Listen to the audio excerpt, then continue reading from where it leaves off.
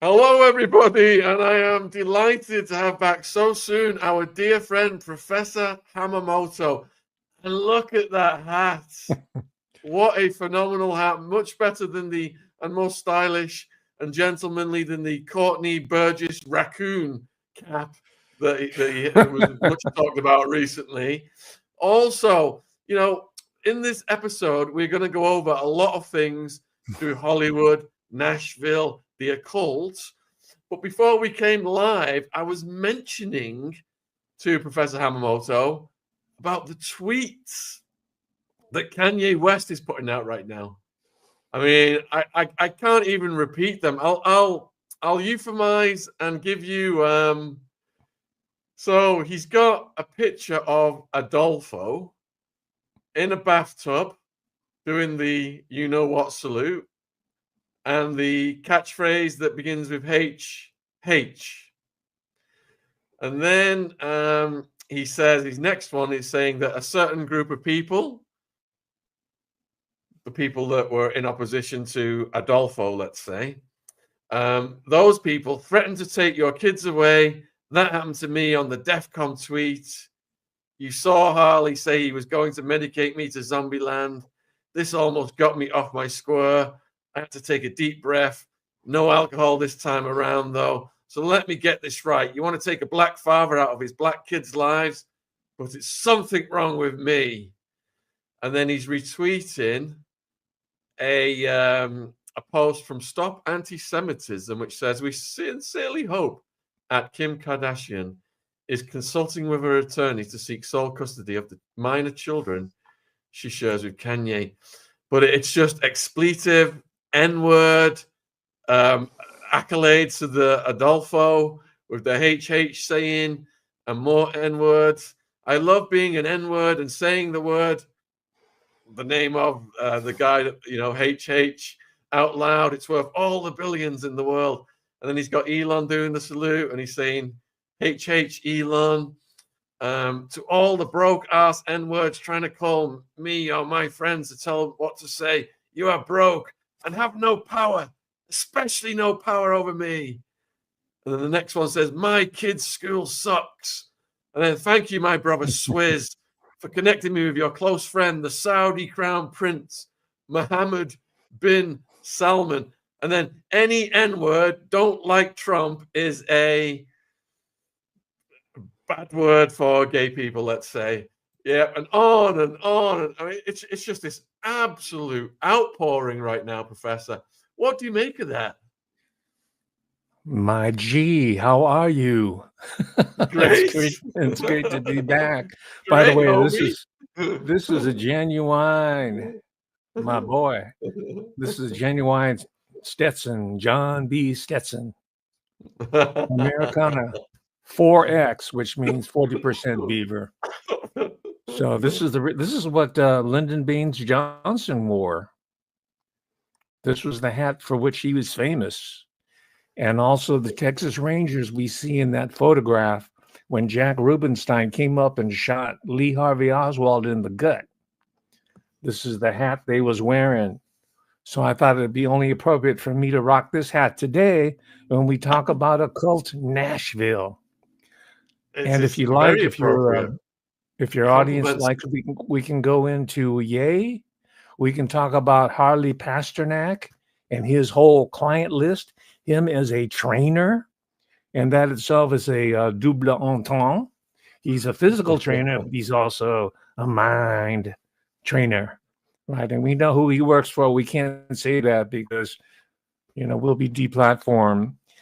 There have been country artists, not just people like Ye, but people like Naomi Judd, one of the most popular acts, if not the most popular pop and country act in the 90s, the Judds. Naomi and her daughter, 18 years younger, Winona. Now, they're a product of country music, but they really made their bones in LA. But she died a few years ago by pharmacide. She was supposedly mentally ill. It's so appropriate that you led this program off with Ye, because it looks like he's heading down the same road as I called her MK Naomi Judd as an homage to MK Ultra. That was a sub program, MK Naomi, and inadvertently she's talking about her whole relationship with Big Pharma, and she bought into it totally because she was an educated person. She was a registered nurse by profession, in addition to being a professional singer and entertainer. So it was quite a tragedy that she committed suicide not long ago. But this is all in keeping with the broader topic of today's conversation, which harkens back to the occult founding of the city of Nashville, because most people are still fixated on Hollywood. When they think about entertainment, they think about Los Angeles, the greater Los Angeles area. Cool, that's fine. But the real center of the entertainment business in the 21st century, like right now, is Nashville, Tennessee.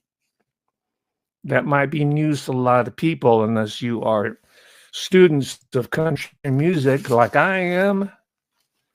Right, I have my whole collection right at hand here. Not all of it, but some people like Johnny Horton, known for the Battle of New Orleans back in 1959 when I was a little child. We used to sing that. That was actually by Jimmy Driftwood, but he popularized all over the radio. Johnny Horton, he died a mysterious death, I think around age 34. And there's stories upon stories of all these characters who ran afoul of the hidden hand. So with your permission, I'd like to talk about today, at least partly, because we're only going to scratch the surface. And this talk is very important because I've never done this publicly. I've just been reading about it for years and years and years, studying the music, the popular culture, visiting this global power center called Nashville myself, and just being in awe of the whole scene, from its neoclassical architecture, its Freemasonic iconology everywhere you look, and its current status as party central for the United States of America. This is where all the virgins go for their engagement parties, their wedding parties. They're not really virgins, but far from it. But that's where the single women's go to party. And it's a huge recording scene. It has been that way since the 1950s, thanks to the Bradley brothers.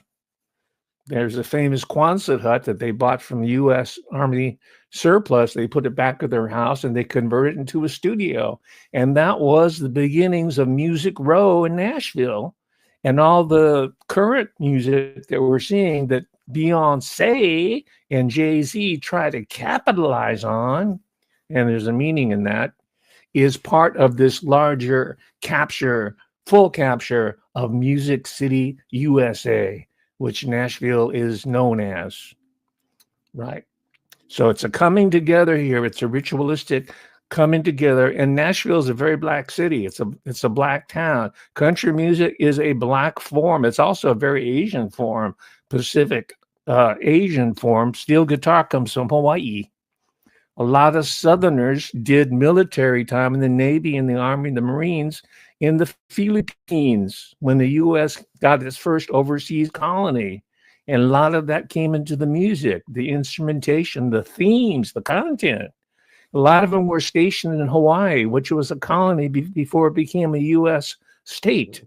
And that's where they got the interest in the Asian Pacific peoples and Hawaiian music, and then entered into whole national. So there's all these different layers that compose this metaphysic that we call country music.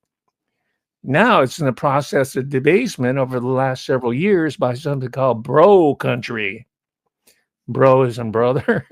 And these are the guys, they're all hat and no horse, and they sing about beer and their trucks and partying on Saturday night in their boots. And that's really the music of Broadway. That's where all the the wedding party people go to celebrate, and they're all drunk. This is the tourist part of Nashville. But then there's the bedrock solid part where all these great musicians from all over the country, now all over the world, go there to record this fantastic music. And it was that mojo that Jay-Z and his handlers were trying to capitalize on and put a crown on, figuratively and literally, a crown of Athena on one, the Black Athena, Beyonce Knowles. So in order to begin, I would refer, and you can get this article online. It's by a gentleman by the name of William Henry. I do not know him personally. And it was published way back in 2008 online. And it's incredible. It's good. I've read a lot of this in other places, but he manages to distill this. It's called, the article's called The City of Secrets, Nashville's Temple Code Unveiled. And that's his hometown. He's an insider. And he talks about how the city of Nashville ranks along the other great cities, including Paris and obviously Washington, D.C., which most of your well-schooled audience knows is a center of Illuminati Freemasonic iconology. It's all laid out in those terms. Well, Nashville is a replication of that in this axis, this power axis. And their god is Athena. And that is Beyonce, right? That's the ritualistic connection that we saw the capstone being placed with Jay-Z just being sort of the middleman. He's kind of brokering it. Now we have to find out, we have to figure out who's behind Jay-Z. That's the big question. Is he the top dog or is he just a tool? Well, I would say, I'm just guessing here, because speculation and hypothetical arguments are okay. We have to go back and try to fill in the empirical evidence, but we can speculate freely here. But this, Mr. Atwood, is where your part of the connection comes in. The Knights Templar, Scottish Rite, Freemasonry. Those people helped from your part of the world, your country, right? The Grand Lodge, man, Scotland. They settled America. Those are the OGs. They set it up. They built the neoclassical architecture of Nashville, which we're talking about specifically here. And the statues and the great mall there that's designed and built along astrological science that goes back to the pre-Christian era. It's pagan and otherwise. And he cites, this author here, cites such books as Talisman, subtitled Sacred Cities, Secret Faith. And it's by Graham Hancock, as most of your audience would know him as a top flight independent archaeo scholar, I guess, and Robert Bauval, who's, I think, a trained archaeologist.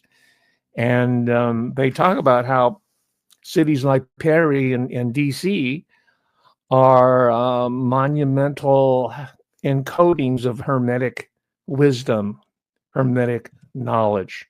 This is the true government of the world, of these great cities and of the United States of America.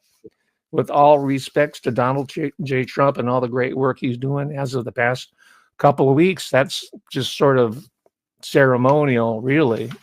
But the real shot callers are the ones who have this underlying power. And this is not news to most of your viewers here. This goes back to colonial days of America, I'm talking about. And it's been exported all over the world, right? Including Asia, the yellow world.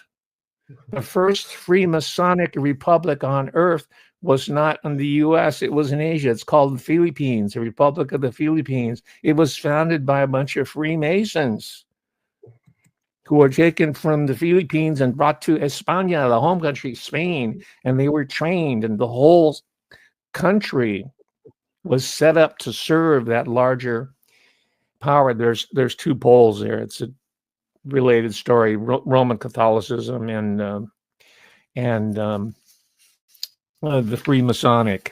But let me give you some specifics here. And this is probably the weakness of the essay, and some of your listeners might not like it, but this particular author draws heavily from Zachariah Sitchin's work, right? And these days, so don't get it twisted, ladies and gentlemen, these days there's a lot of self-proclaimed experts on Anunnaki, and they're talking about Enki and Elil and all this stuff has just glutted the zone here. It's flooded the zone, the YouTube zone. So he's picked up some of this, but that doesn't mean that